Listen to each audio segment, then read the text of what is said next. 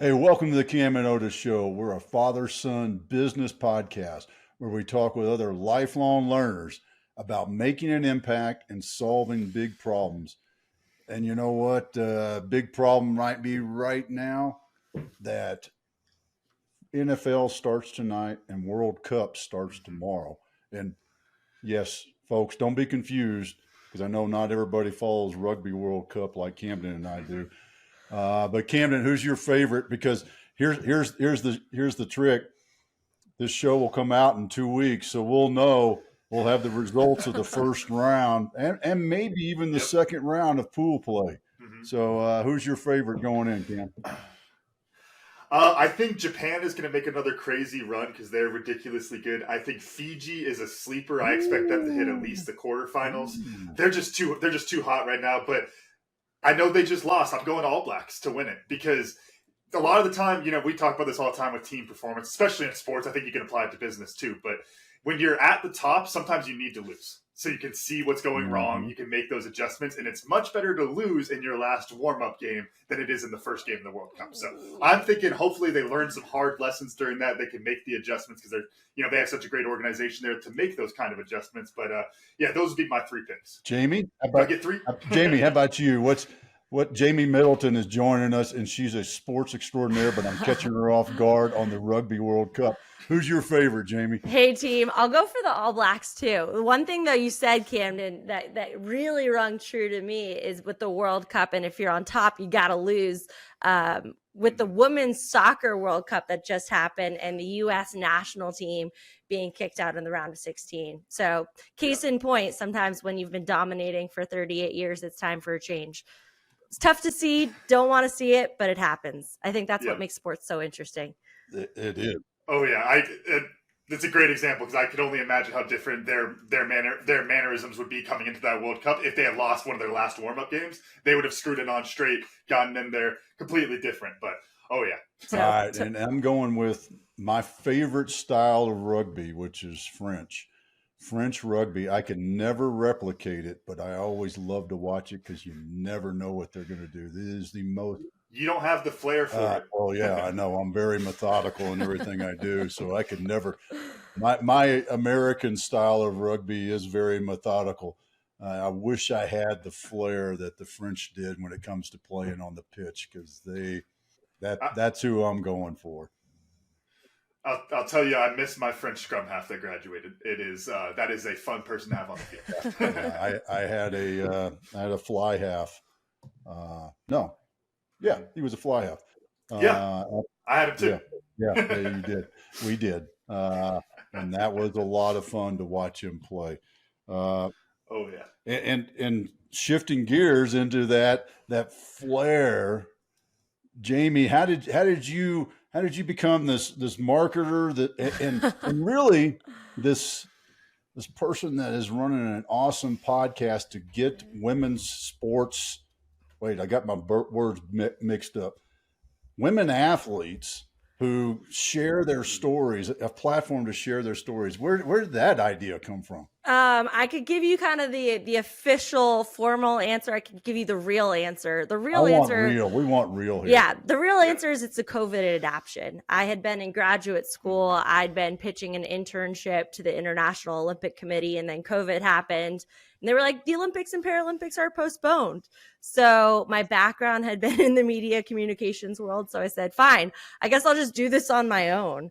And I applied for funding within my grad school community and basically started off trying to figure this out. I read every book on podcasting. I talked to anyone who would talk to me. And I started just hustling, cold calling athletes who were trying to go to Tokyo and seeing if they would talk to me. 3 years later, kind of crazy to say it, but fastest growing podcast specifically for this demographic. And we now do live events and video work, all with the goal of centering their narratives and telling their stories as they want them told. How did you take that first step from the idea, the COVID pivot? Right. We've talked with a lot of people who have those COVID pivots. I had my own.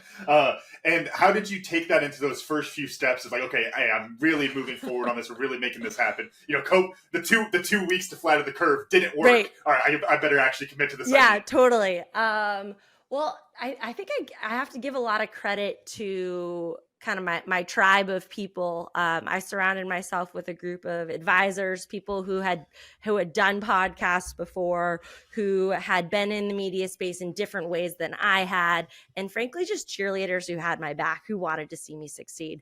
And they were the ones who really were like, "You can do it. I know it's terrifying." I had kind of 9 to 5 jobs before, where you go into an office, you sit down at a desk, and you have a boss being like, "This is your to-do list." So the shift of moving towards becoming an entrepreneur was absolutely terrifying, if I'm going to be totally honest. And I think surrounding myself with that group of people who wanted to see me succeed was kind of what gave me the courage and the guts to just jump and just do it. Along the way, don't get me wrong, there were tons of stumbles and tons of times where I was like, this is horrible. What am I doing? Can I just go back and have a boss who tells me what to do every day? But on the flip side, it's been really cool, because when things work and things stick, you're able to say, wow, I created that from the ground up, and damn, that's pretty cool. You said something I think you said two things really: hustle and cold calling. Yeah. And both of those, how did you overcome that fear of failure? Because cold calling's hard. I mean, everybody should do it. For part of their life. It's kind of like everybody should have one of those crappy part-time jobs in a fast food restaurant to realize that, yes, I should study in college. Right. How did you do that? Get to that. All right, I'm going to accept hang-ups or missed calls or no callbacks or whatever. Sure. Let me say this is an ongoing journey, and some days it hits me a little bit harder than others. So I'd be remiss if I was like, it doesn't bother me. No, it does bother me, and you just have to learn to get better at dealing with it. I think the real answer is that right before I started this, I lost my dad to brain cancer. And then within a year, I almost lost my mom. So those were two of the things that I had thought were unthinkable, that wouldn't happen to me for another 30 years. And they happened. And that was the scariest thing in my mind that did happen. So the idea of getting rejected, of someone saying, no, we're not going to work with you, was kind of relative to that, not that big of a deal, because the worst thing had already happened to me. So I kind of walked into those conversations with a fire under my butt, saying, okay, the crap has already happened. Now let's go forward as if, you're going to have no regrets. And so what? Someone hangs up on you. Someone doesn't want to work with you. Move on. It's such an important thing to have that perspective, like the scariest thing. We've talked about it before on the show, that it's like, if you're nervous about something, usually you're thinking about the worst possible outcome. And then it's like, okay, you got to think about the best possible outcome and know that it'll be somewhere in the middle there. It's really never going to wind up all the way on the end of those spectrums Right. there. But what I'm curious about is, how do you think that affected you in your processes and your work? Did you have that moment of, it's like, look, the scariest thing happened, I'm going towards the fear? People talk about, going towards the fear, things that are scary, you have to do them first, those kind of things. Or was it more just in the cold calling area that you had that, like, okay, look, little bit of perspective? 100% a fundamental shift for me. I was kind of like, okay, what is the best way that I can honor my dad? And frankly, he was a very live in the moment, very driven person, and he never wanted me to hold myself back. And I think one of the ways that I have tried to honor him and his legacy has been to run towards not even walk, just like full on sprint towards the thing that scares me. And, part of that was applying to grad school programs that I didn't think I was going to get into, and somehow sneaking in the door, or, picking up the phone and year after year trying to get Simone Biles to let me talk to her, and year after year being rejected, but saying, okay, hey, you know what? Maybe next year's the time. That's, man, I had a couple of things that are popping into my head at the same time. but because I wanted to go entrepreneur, but the whole exploring that, because I find that very interesting too. Because you're right, well, it's I wouldn't say it's easy to go get a job and have somebody tell you what to do, because there's some effort in that also. And 100%. by the way, we need those people for Totally. entrepreneurs to be successful, right? Uh, but so let's stick with that entrepreneur theme, and I'll come back around with that other thing that confused me there that popped into my head. But is where did that come from? Was dad a entrepreneur? Did he run businesses, or this almost a free spirit sort of thing is what I get from every time I talk to you? Yeah, I think it was definitely more along the free spirit line. He was not an entrepreneur, but he always encouraged us to go for what we wanted and for what made us happy, that we had been born into a country, had been given a great education, and that with that, there's an opportunity to do whatever it is that kind of you want, even if that's terrifying and you have no real training in it, but to take the leap. Talking about the opportunity, you already said, it is terrifying. Could you talk a little bit about that connection specifically? What comes to mind, I'm blanking on the name of the author, but the book, The War of Art, and he talks about resistance. Sure. And it's as you're going towards a thing that's more important to you, you feel more resistance. Sure. When you're going towards this big opportunity, you're going to feel that the worst. Could you talk a little bit about that relationship and how that plays into, going towards the fear? Yeah, sure. So at the time when I started Flame Bears, I was a grad student at Harvard. And when I looked around at my classmates, the things they were doing, let's say, were more quote unquote traditional. They were going to banks, they were going to consultant firms, they were going to Facebook and Amazon and all very big name, very highly respected companies. So there was a pressure amongst my peers. And every time I thought about doing this, to be honest, my voice inside of my head kind of made me feel like a failure. I was saying, wow, you managed to sneak in the door here, but was this education going to pay off for you if you start something on your own? Should you just take the safe bet and apply for a job that, who knows, you may not get, but you're guaranteed to, over time, hopefully stay employed, more so than an entrepreneur where the vast majority of people actually fail over time, which is a whole nother thing. So there was kind of the cultural pressure. And I blame that on myself. Like I none of my peers were ever spoke down to me about it. To the contrary, they were actually very supportive. But I have an inferiority complex in my head saying, hey, all these other people are doing all this really cool stuff. Maybe you should too. And then also kind of, the elevator spiel, being able to, when you meet someone, someone random in 30 seconds to be able to explain what you do kind of catches people off guard when I'm like, I created the first storytelling platform for female Olympians. They're like, what does that mean? It's a lot easier to be like, no, I work in ad sales at Facebook. So could you could you talk a little bit about, you mentioned being like the self-driver, wanting to go get those things, that's how would bring so many people to entrepreneurship. Those two definitely correlate together. But then you have that self-comparison aspect that you can kind of, measure yourself up against people. And that's what, gives a lot of people that ambition and gives you the energy to go be a successful entrepreneur. Yeah. Could you talk a little bit, like, I guess, almost like turn the lens of giving that advice to other entrepreneurs, people who are thinking about going down that route, of how do you develop that balance where it's like you have the comparison enough to set the high standard for yourself, to measure it enough to be like, look, this is how high I want to go, but then not let in all of those negative side effects of beating yourself up because you're comparing too much and all those kind of That's things. the $1 million question. And I'm still working. I'm good at asking I'm those. Still working on that. I think it kind of comes down to what drives you. So I would love to be able to be like, I am completely intrinsically motivated, meaning that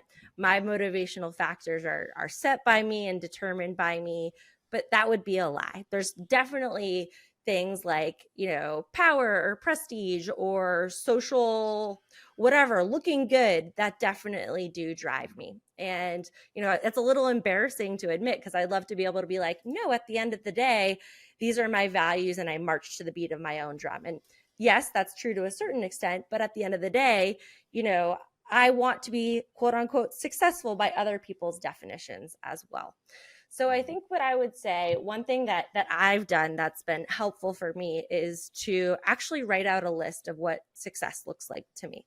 So it sounds a little silly, but it's like, personally, what are the things that I want to achieve this year? Professionally, what are the goals that I want to achieve this year? And then, if I apply for a fellowship and I don't get it, looking at the KPIs or the key performance indicators or the areas where I took steps to make those goals happen, where say I didn't get it, at least I took the steps to make them happen and to put myself in a position where I could have made them happen. So for me, it's about, setting goals, number one, and then two, actioning towards those goals. And then sometimes, and this is where the tough part is, letting go of the outcome. So making sure that I'm doing everything in my power to move towards those opportunities. But at the end of the day, I'm not the one who's saying, here's $1 million, this goes to you. I can apply for those grants, but haven't gotten any yet. Well, and I just want to jump up and down and say yes on that, because that's one of the things that I work with my clients, Tribe and Purpose clients, all the time, is what success look like for you, and creating that plan. So that is awesome that you're doing that, which leads me to the how do you do that? In other words, our good friend Angus, who's in France right now. I'm very jealous because he's. Oh, you got to give him full name. Yeah. He's got the best name. Angus Peacock. He's a Brit. He's our rugby buddy, and yes, he is in France for the World Cup. Oh, that's so cool. For at least the next week or so. Heck, I don't know how long he's staying there. But he always talks about stretch goals. That's his thing. Or some people talk about BHAGs, the big hairy ass goals, right? Those things. How do you create that for yourself to push yourself? Yeah. So I have kind of my dream goal, which is to become the preeminent platform for elite female athletes. So when people think of stories of the best female athletes in the world, they think of Flame Bear as my brand. That's my 5-year plan. What I usually try to do is I like to bucket them out in loose time chunks. So I don't feel like a failure, frankly, if I don't become that within 6 months. So I think what I like to do is to write down or visualize these stretch goals and give myself some grace on the timeline. I think that's historically one area where an area of opportunity for me. I think I've been a little too rigid and too hard on like, this needs to happen right now. And I think I've learned a lot in entrepreneurship, but one of them is it just takes time. It is not going to happen overnight. So to give yourself some grace and a longer timeline on those stretch goals. This also may sound a little hokey, but I have a vision board. So I have pictures and things that I'm working towards that I want to happen that are daily reminders for me. And that's helpful because sometimes you have these goals, but you forget about them. And then you forget to take the little steps along the way that make them happen. So that's helpful for me because every month I like to take 1 or 2 small little steps that can kind of be seen as along the ladder towards those stretch goals.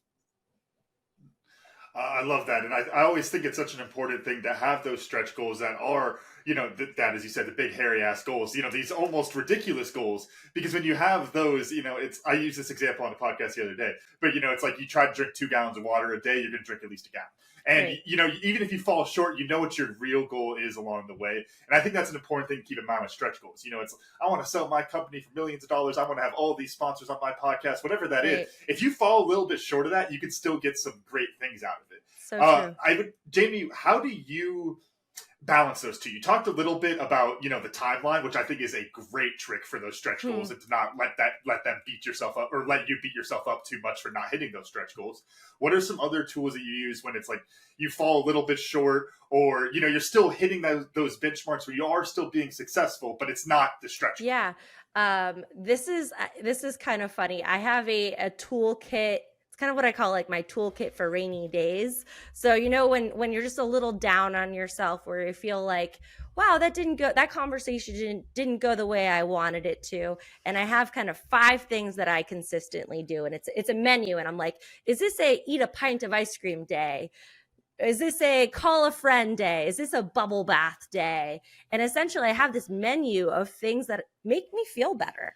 And it sounds silly and ridiculous, but I know that when I'm kind of struggling with something, or frankly, I just need a reset, these are 5 things that kind of do it for me, that allow me to come back better tomorrow. Because what I found is I need to turn my brain off so then I can come back better and fresh tomorrow. I find that I suffer when I kind of sit in that and wallow, and it's better, nope, eat that pint of ice cream and tomorrow hit the ground running. Could you talk some about how you take those? Because I do appreciate that. I've got my own list that I need to actually write it out. I'm realizing right now, so I can pick off things. But how do you connect those to the positive actions tomorrow? Because I think it's really easy, just take the pint of ice cream as an easy example. Yeah. It's really easy if you have that as, as a little bit of a crutch. And I'm all for the pint of ice cream. If we're going to the ice cream shop, I'm coming along. I just want to let y'all know. Yeah. And that could be great if you hit the ground running the next day. But if you have a crappy morning and then you go back to the pint of ice cream, and then you go back to the pint of ice cream that afternoon, and you get through a gallon in one day, that's no longer a healthy way to move forward. So could you talk some about taking these, I don't even want to necessarily call them unhealthy actions, but these are like coping mechanisms totally, that you take and you leverage them into something positive. Totally. I think the way I think about these for me, and I totally get that people would use these differently, is it gives myself the permission or the space to not feel great. And that in doing so, I am able to kind of for a temporary period feel yuck, feel whatever that feeling is, and give myself the permission to sit in that. And sometimes, yes, I do go back and I eat another pint of ice cream, or I have another glass of wine. But I think for every time I've done that, I've been really clear on where that line is for me. Because I do think it is, to your point, a slippery slope. So for me, those coping mechanisms have been helpful because I've had a clear red line that I'm not willing to cross. All right, so I got to ask. So, do you only buy pints of ice cream, or do you get that big half gallon of Bluebell? I don't know if y'all get Bluebell up there in Boston, but I'm just saying. I have done the big cart. It's so good. Because I'm thinking myself, I'm right here, and I'm like, when Miss Suzanne cooks them chocolate chip cookies, and I want to have a chocolate chip cookie, I can fit 4 on the plate, right? Maybe just a little bit extra, because I got a big glass of milk.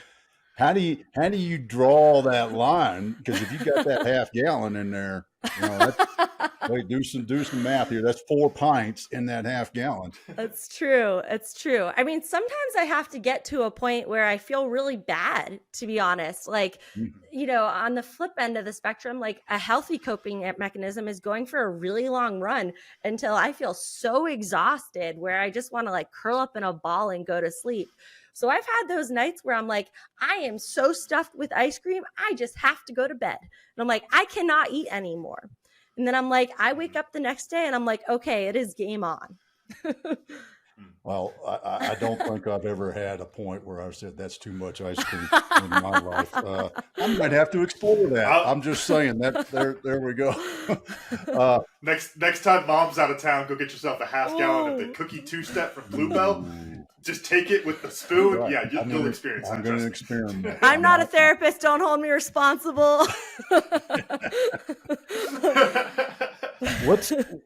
You growing up, you were an athlete. Yes. And you mentioned doing, and I can't remember if we were talking about this before we started recording or in the green room, doing the Boston Marathon. Yeah. How does that physical activity fit into keeping your energy levels up for you? I mean, I know how it works for me, and it's a big part of my life also. How does that fit in for you? Sure. Working out and just being physically active is kind of how I stay grounded. So growing up, I was a 3-sport athlete in high school. I played soccer in college for a couple of years.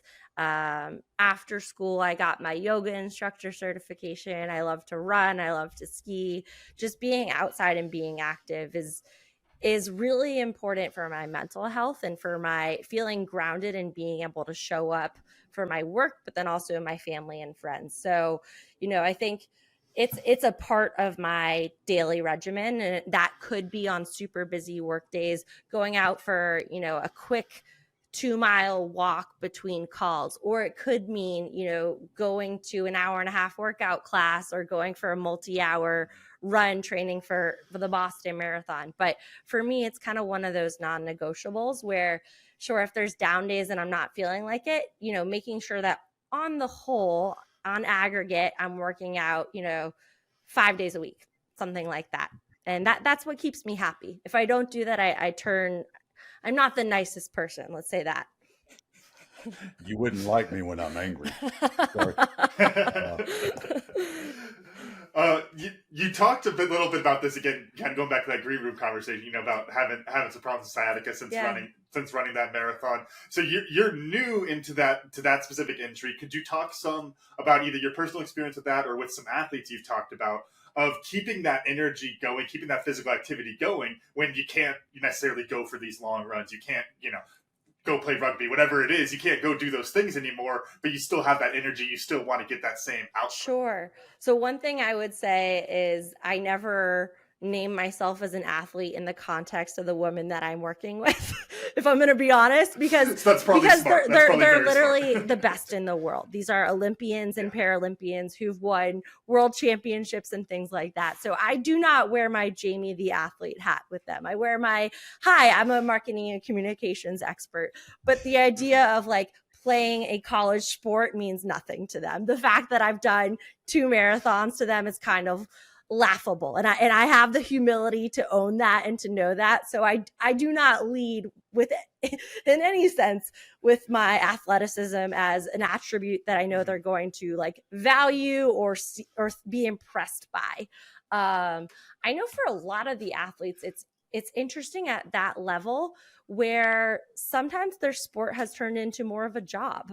That for some of them, they've kind of lost the joy of what got them into the sport in the beginning. And this is not universally true. Of course not. There's a lot of athletes who still love and breathe and think about their sport 24/7. But I have spoken with a few athletes who, because it has turned into such a high pressure job for them, that's how they earn their living, that, on days off, they're excited, they're relieved. They don't have to be doing the thing that originally brought them joy. So it's kind of this weird dynamic where, we talk about, an injury and wanting to get back for our mental health, but sometimes for athletes, being able to step away is actually sometimes a good thing. This episode of the Camden and Otis Show is brought to you by Evergood Adventure Wine. Our loyal listeners know Evergood's founder, Matthew Hexter, and our good friend from his appearances on the show that have never disappointed. And Evergood Adventure Wines doesn't disappoint either. No, it doesn't. Evergood is a craft winery from Colorado that makes wine from lemons, not grapes. That's right. Picture this, adult lemonade. Oh yeah, perfect for your next backyard barbecue or hanging out with friends at the beach or the pool. No need to drink a warm red grape wine when it's 100 degrees out or much hotter here in Tucson. Evergood over ice is the perfect refreshment for a hot summer day. And they come in a variety of flavors, including lemon, strawberry, lime, my favorite for margaritas, grapefruit, and watermelon, which comes in a cool pouch, by the way. These non-carbonated wines check all the boxes. Gluten-free, vegan, low sugar, and low in sulfites. Best of all, they taste damn good, and they have fun names, too. Yeah, like their OG lemon wine called Scariest. Yeah, y'all heard that one right, Scariest. And I'll tell you, Scariest is also one of my favorites. Evergood now ships to 41 states, so you can order your lemon wines online at evergoodadventurewines.com. Plus, Matthew is being kind enough to offer 20% off for all of our listeners. Just use promo code CAM-OTIS at checkout to get 20% off and start enjoying these amazing lemon wines. So y'all go to evergoodadventurewines.com or click the link in the description in the show. Click Buy Now to redeem your Cam and Otis Show exclusive discount. Makes me think of something that you have going on, and maybe it's not, but it's an assumption I'm going to make and throw it out here. Just, you have seasons of your show. Yeah.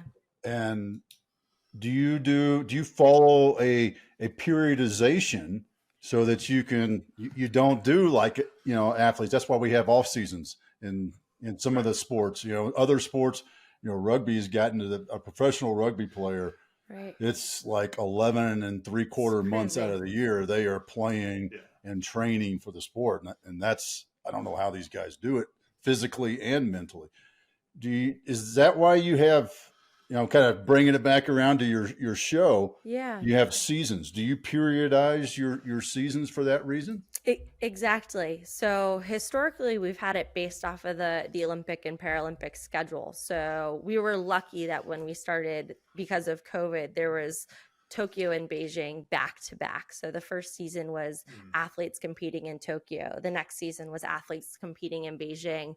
The third season was what happens after the game. So when all the fans and the cameras go home, guess who's still showing up, grinding at the gym, already planning for the next games.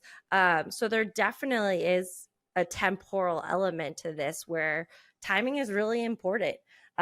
Something that's kind of funny that I didn't realize before talking to a lot of these athletes, and I think this is different for female Olympians. They're like, when they're trying to have kids, they're like, this is the year. It needs to be right now because I have 3 years. They're like, there's 4 years between the games. As soon as Tokyo's over, I have multiple athletes who are like, it's time to pop out a baby because I need to be training the next 3 years after that. And it's funny. And it's also a huge element of stress for a lot of these athletes that I hadn't even considered. But it's very real. Yeah. Yeah. How do you don't think the fellas in the NFL worry about that right? too much? No, I was going to say, I just want to, because not that she's necessarily listening to the show, but to give the shout out because it is such an amazing thing. I want to say it's Allison Felix, right? The track runner who she's had like 2 kids now and is still just absolutely crushing it. Incredible. It's absolutely amazing. I'm curious, talking about, your seasons and planning around that. How do you add your preseason into that a little bit? Those ramp up times, are you doing voice exercises for 3 weeks building up to it? Some practice podcasts. What does it look like? So that's very funny. I love that.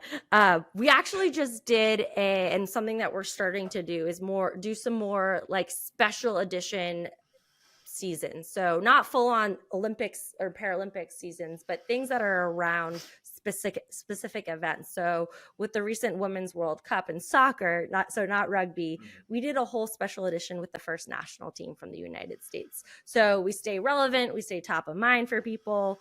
We're also looking at, doing things with other sports in other parts of the world too.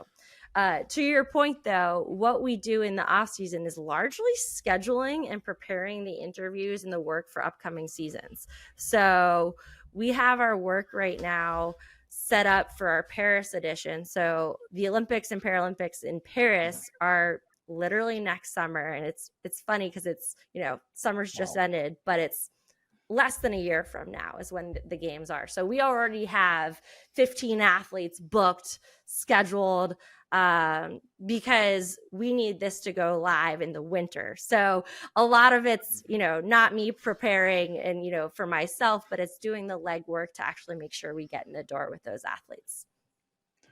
Who was your first win? I'm really curious about that. And what was that like? You finally got that Olympian. You got an Olympian. Yeah.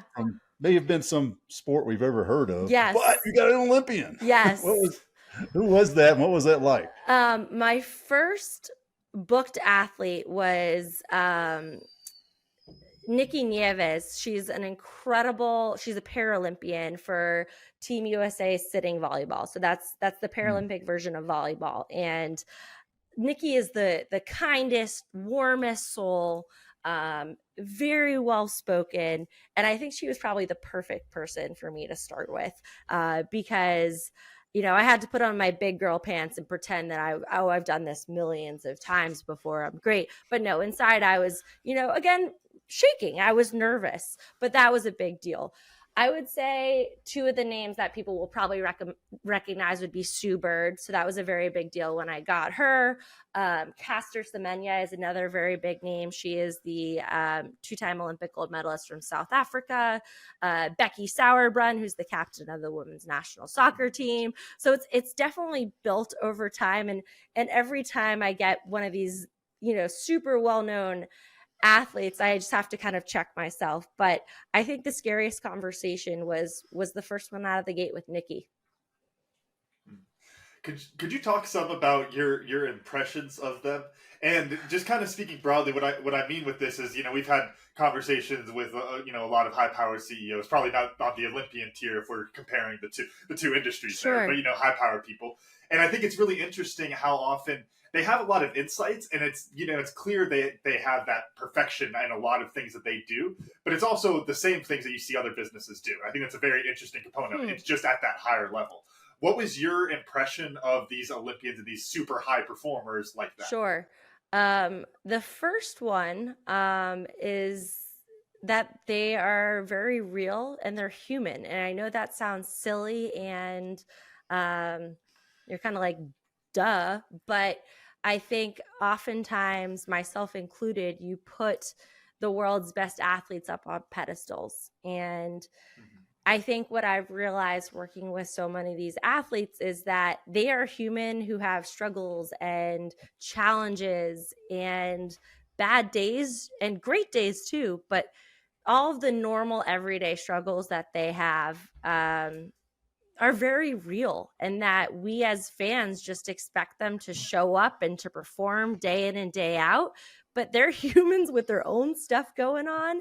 And just as we have bad days in the office or wherever it is that you work, they have tough days too. So I think that was the first realization that really struck me. And I had heard that and read that, but to experience it and to hear athletes themselves talk about their mental health challenges, for example, I think was really humanizing for me to be able to see that.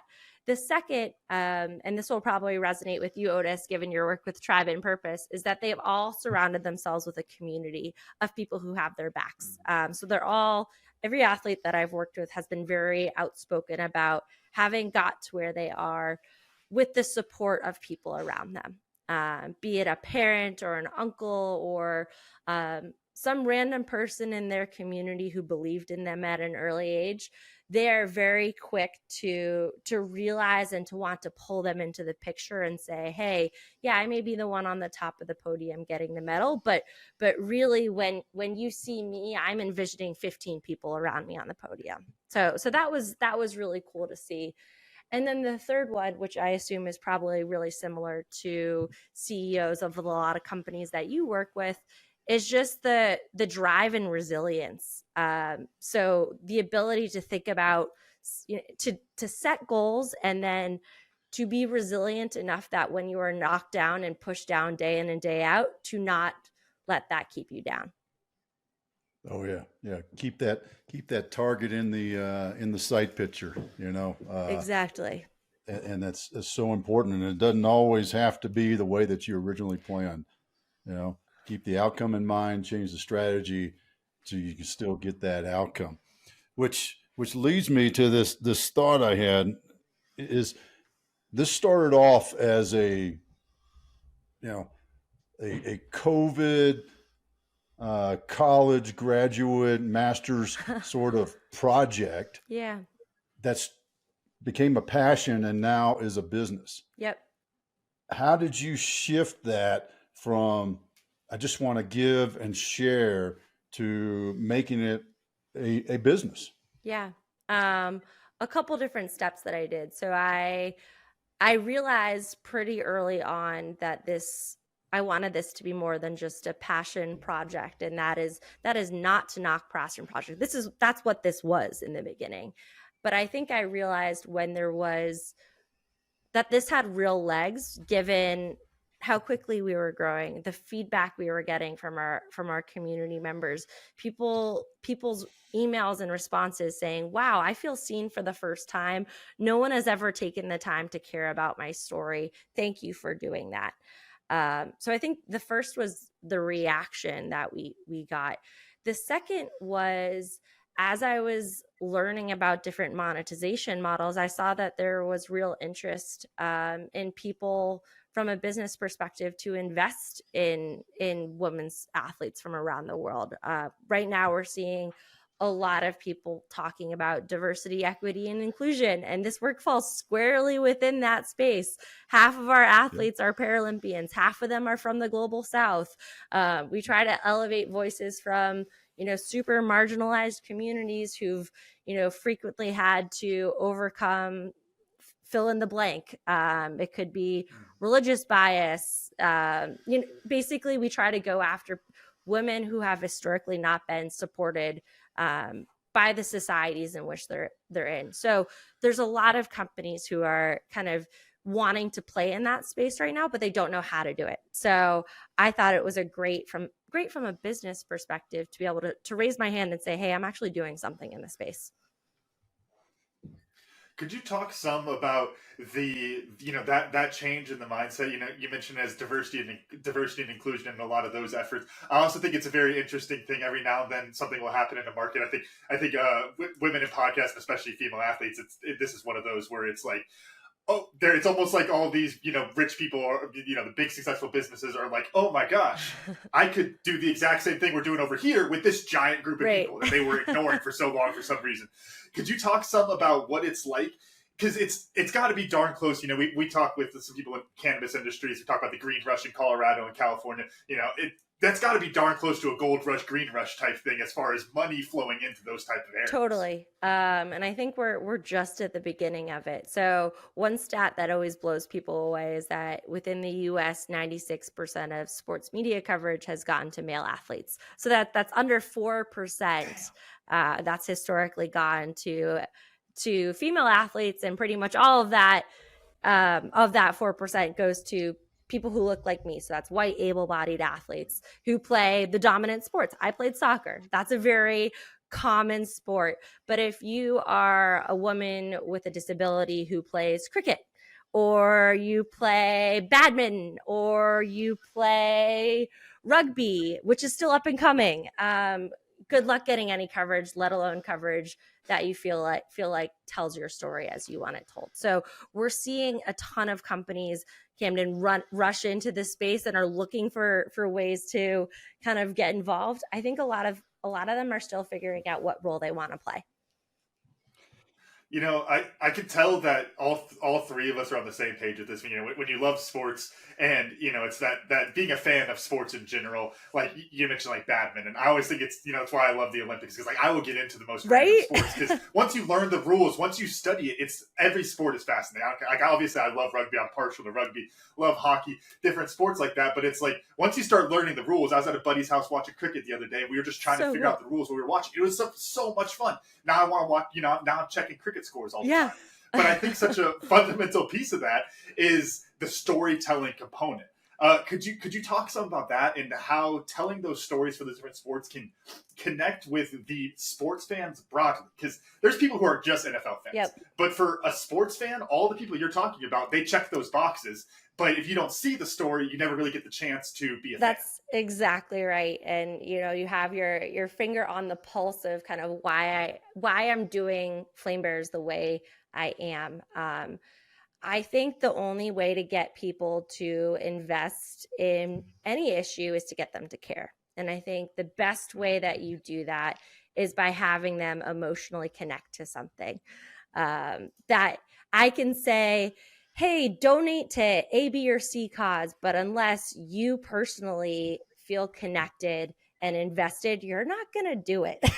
I'm not going to do it unless, how many times have people called you or asked for you to donate to something and you're like, wow, that sounds wonderful. what's my connection to it? So the reason I tell stories is because I think that everyone can connect to a good story, that it doesn't matter who you are, what your background is. We are talking about human interest stories that connect to the very essence of who people are. And I think that everyone can relate to that. And my secret goal is to get people to care and invest in women's sports. But really, I've kind of guised it in a language that you don't have to be in the choir already. We're trying to convert more people to care. You just made me think of Miss Suzanne's favorite part about the Olympics, and that is those little side piece stories that they do about people and the athletes, especially, and in particular, the best ones are those obscure people that you've never heard of that for some reason, the biathlon is being televised, and they do that side piece on somebody, whether it's an American or somebody else, and how that pulls you into it. It's all about the story. Exactly. And then you're like, wow, I want to watch this person compete. And then I find myself jumping up and down on the couch, screaming for this new person that I'm now obsessed with and have done a deep dive into all their social medias. But before I knew the story, I never watched biathlon before. Yeah. I think there's such a huge piece to that, though, which is like just the availability of that story for the consumer, and that's why the work you're doing is so important, Jamie. Because you're like, talking about Olympian stories, the one that comes to mind, and I always want to call them the cornhole team, but it was the curling. Yes. That was just like those 4 dads from Indiana or whatever it was, and that is such a hilarious story. But again, it's like you could tell that story for any of those Olympians because they all have that kind of story. You don't reach that level without having a story like that. It's kind of like if you ever talk with people who are really into like presidents, like presidential history. They all are crazy stories because they rose up. There's only 47 of those people in the world, right? And I think that's such an interesting piece of giving the availability of that story to the consumer, because when you tell a good story, gosh, it really doesn't matter too much of who it's about. If it's a really good story, you're going to hook people in and they're going to be there, at 2 a.m. jumping up and down watching badminton. Exactly. I love it.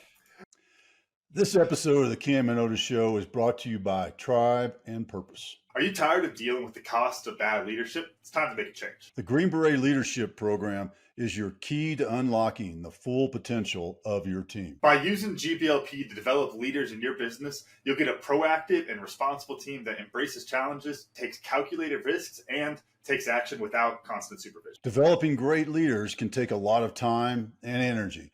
And that's why businesses tend to opt for the trial by fire and the school of hard knocks path to leadership. The truth is that wastes time and money. And folks, there's never enough of either one of those, and puts lots of extra stress on your leadership team. Oh yeah, and that stress has lots of bad outcomes for your team. Poor leadership drives away your quality talent, and the longer you wait to fix the problem, the more talent you're going to lose and the more money you're going to lose. With the Green Beret Leadership Program, you can use battle-tested leadership principles of the Green Berets to develop great leaders in your team faster than with the School of Hard Knocks. You'll see changes in just a few short weeks. And the longer you wait to take action, the more damage poor leadership can do and will do to your business. Learn more about the impact of GBLP, that's the Green Beret Leadership Program, can have on your business, and schedule your free coaching call with the Green Beret coach. That's me, folks, Otis. Now at findyourpurpose.coach/GBLP. I'll say it again, findyourpurpose.coach/GBLP, or you can click the link in the description below. Y'all, don't leave your team to struggle alone on their own. If you're not giving them the tools they need to be great, then they're not going to be great. You can't expect them to. So give them the tools they need to be successful. Here's a thought, kind of going back to the business side of it again, is, you start off and, it's a microphone and the built-in camera, right? It's kind of that. But as a product grows, there's an expectation of excellence. Sure. You look at Joe Rogan and the studios and how he's got that all set up now compared to what it was. Go back and watch Joe Rogan episode 1, and it's freaking hilarious. Do the same thing. I mean, the Cam and Otis Show episode 1. It's it's shocking sometimes. I'm just hunched over a laptop like this. Yeah. How did you weigh that as you started to realize this might be a thing? Yeah, I cringe and try to avoid as much as possible going back and listening to my early stuff. So I completely know that feeling. We've tried to evolve our offerings. So in the beginning, we started off as just a podcast, and then we found that people are consuming podcasts with videos. So starting to offer that and looking for more video content. So we started producing video content. Then people were asking for in-person live events. So now we've done a couple of sessions where we'll bring 3 to 4 athletes to a conference or to an event, and we'll have them tell their stories there. So really thinking through, what are the spokes of the wheel? So I kind of think of it, you can tell stories in lots of different ways. Podcast is one way, video is another, live events are another, but the goal is really the same, is to elevate their stories and tell them how they want them told. But the medium is what changes. So the way that we've done it is kind of evolved to the demand. This is kind of just a little bit more. Maybe we should have saved this question for the green room, because it's a little bit more just spitballing from one podcast host to another. But how do you talking about Olympians? I know you're not flying them all out to Boston. No. I know you're not. You don't have the studio there. You're not going through that process. How do you help to manage that quality and keep improving that quality? Like, I think a month or so ago in a strategy call we had, Dad, I joked about we need to start shipping cameras out to people so we can get them all in 4K. It's like, obviously that's, a difficult route to go, right. But if you want to hit that top level, you talk about the video quality and those kind of things, there needs to be changes made. What's your approach to that? It's tough, and it's something that we're constantly reevaluating. In the beginning it was kind of, we'll take what we can get. And now it's no, you have to say no sometimes. You have to say, do you mind getting earbuds, or do you mind, putting a light on in front of you because the window's behind you and we can't see you?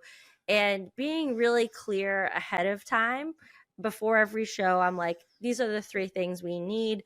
And then not starting until those are kind of ready to go. And it's uncomfortable to literally look at, someone who is the best in the world and be like, I'm sorry, I can't see your face because there's a window behind you.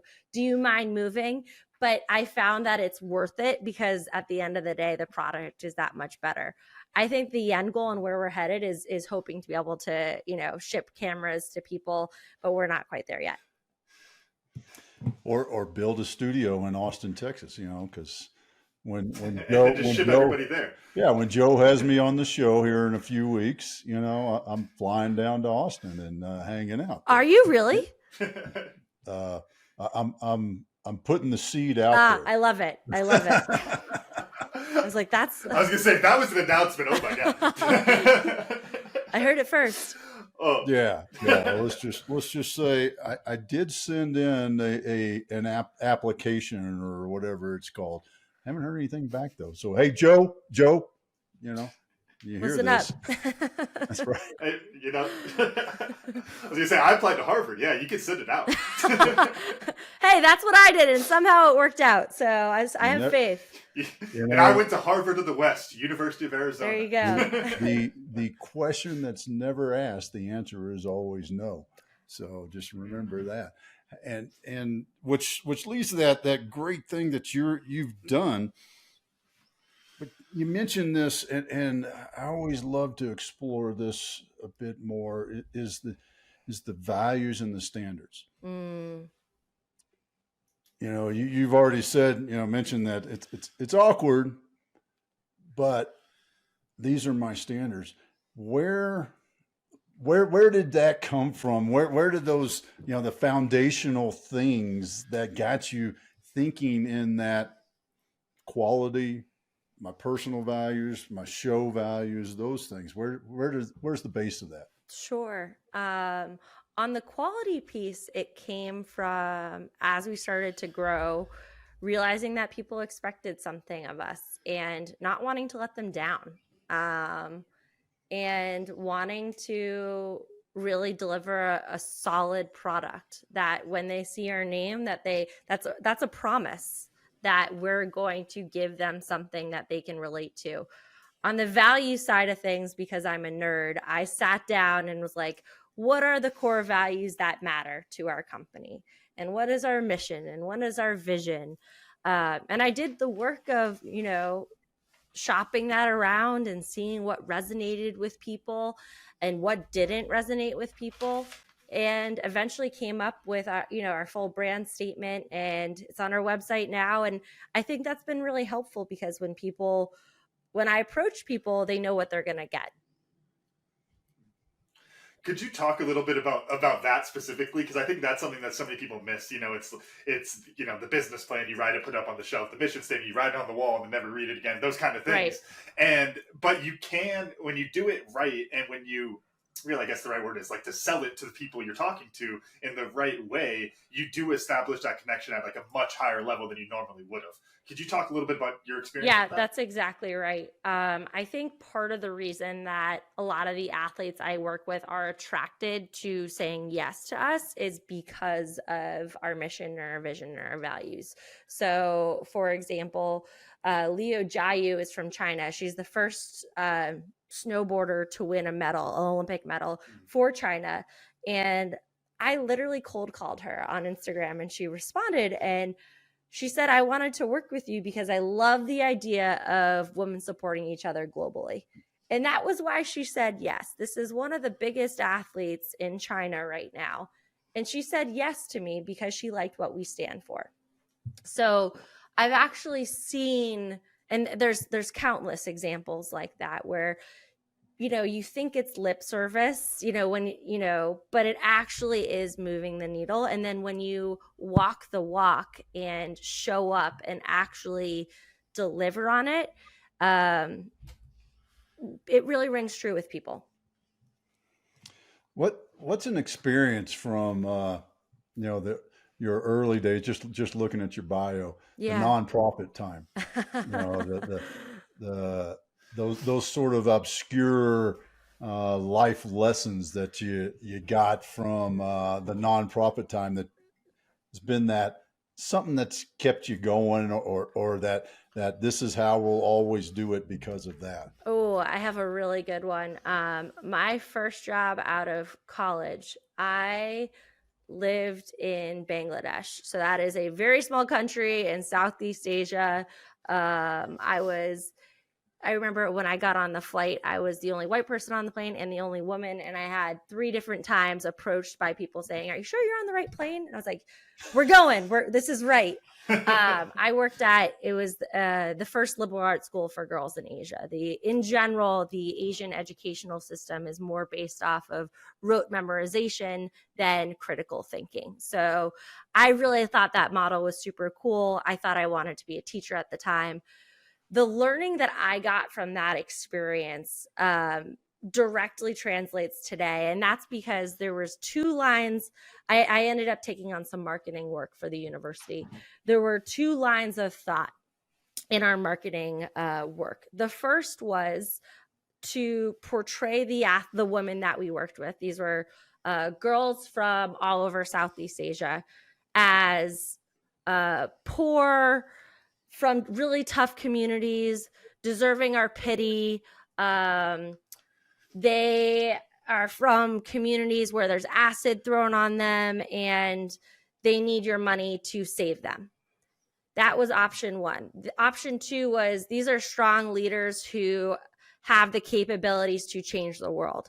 And what I realized is that the second direction was the direction I wanted to go in, because it allows them to own their narrative and is not pitying.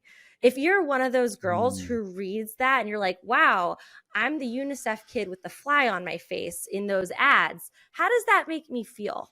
That makes me feel really crappy about myself. That doesn't make me feel strong. That doesn't make me feel like I can do anything for myself, but I'm the victim waiting for other people to help me. And I realized that from that moment, and I have to credit my boss, Mary Sansaloni at the time, who was the one who explained that to me, who was like, you want to be the person who is teaching the kids to fish so then they can go out and change the world themselves. That in the same way, I never want to portray athletes regardless of the challenges they've overcome, in a pitying way. That their stories need to be told how they want them told. And then I can't come in with, my own perspective or push my narrative on anyone, because that is, I think, not only detrimental to them, but to everyone who hears it. That's awesome. So who's that guest that you've been trying to get, or that you haven't even tried yet to get, so that we can put it out there on the net, and you never know. You never know who's listening to the show. I love it. I think I mentioned Simone before. Simone Biles and Naomi Osaka. Those are my two.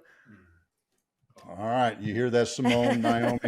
Matter of fact, Camden is going to be in Houston here in a couple of months, so maybe he can just do a drive-by and ask her. There you go. There we go. Just go knocking on doors, right? Well, there's a finite number of doors in Houston. I think there's a shit ton of doors in Houston. Well, a shit ton. I didn't say there wasn't a lot. Man, that's twice we're talking math terms in today's show. I don't know what's going on. Wait, sorry, is shit ton a math term? Yeah. Texas math? It's a known quantity, actually. Yeah. It is. I can validate that. Use that term many times over the years.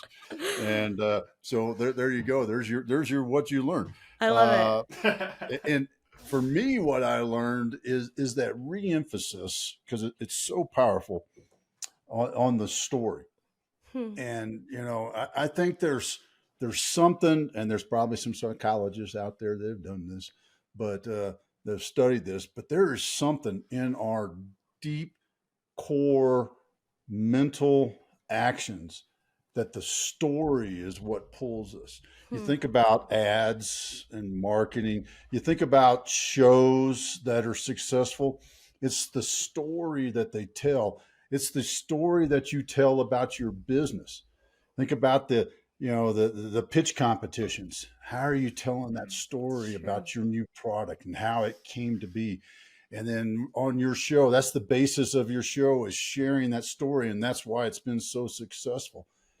And it's just a great reminder, that it's sitting around the fire and sharing stories. I mean, I did it this weekend hunting, sharing stories. They may be BS sometimes, but it's what we want to. It's what we want to share. It's what we want to listen to. Don't just give me the facts. Tell me the story that created the facts. So exactly. That's what I learned, and you can tell I'm a little passionate about that too. Camden, how about you? What'd you learn? I got some serious lightning around here, because at first I was going to say there's no fact checkers at hunt camp. I think we all know that. Come on. But no, the funny one is I learned that if my dogs are going to be in the room with me sleeping and my big pit bull is going to start snoring, I need to get him on the couch over there, not under my desk. Because if y'all saw me getting away a couple times, that's what that was. I had to wake him up from his nap so he'd stop snoring. But no, the other two real ones are the flexible timeline for the stretch goals. I think that's such an important thing. Still have those stretch goals, still work towards those crazy goals that you might not hit, but have a flexible timeline on them so you can be more forgiving with it. And then the rainy day menu of just writing that out so you can have those options. I love it. I don't know what's going to be on my menu. I know Bluebell ice cream is going to be on there. I already shouted out Cookie Two-Step, the best flavor ice cream out there. But I'm going to get my rainy day menu set so I have that ready to go. Jamie, how about you? What'd you learn? I got three things. First one's a silly one. That shit ton, we know what that equals quantitatively. Number two is a personal takeaway that it's really helpful for me personally to verbalize this stuff. I don't think I take enough time sharing the lessons and what I've taken away from this stuff. I'm usually just kind of heads down in the weeds, focusing on the interviews and the content itself, that it's been really helpful for me to talk to you two about what I've learned and what I've taken away. So thank you for that. And the third one is about you two, just how awesome it is to be able to do this together, how important relationships are. And I feel like parent-son relationships or parent-child relationships are some of the most special relationships out there. So I just thank you for the opportunity. It's been really cool to see you guys together. Awesome. Well, thanks for that. Jamie, how do folks find you? link up, follow your podcast, get you connected with Simone Biles. How do we do that? Awesome. So our website is flamebears.com. So that's FLAME bears, BEARERS, like the people who carry the flame. On that page, you will find all of our information. There's also a contact form. So if you have any ideas for you wanting to work with us, you have a company that you think we should work with, fill that form out. I'd also love to hear from you directly. My name is Jamie Mittelman. You can find me on socials, on Instagram, on LinkedIn. Reach out to me however you want, and I'll get back to you right away. Awesome. Well, Jamie, thank you so much for your time today. This has been a lot of fun hearing some of your story. And you just keep doing that great job of sharing other women athletes' stories. Thank you. Well, thank you both for your time. This has been a blast. Camden, run us out. All right. Thank y'all for listening to today's episode of the Camden and Otis Show, and a special thanks to our guest, Jamie Mittelman, for joining us today. Remember, you can watch full episodes of the show on YouTube at the Camden and Otis Show. And if you enjoyed today's episode, please make sure to share it with other lifelong learners in your tribe so they can enjoy it too. Follow us on Facebook, Instagram, and LinkedIn. And as always, the full archive of episodes is available at www.camdenandotisshow.com. Thanks again. We'll see y'all next time.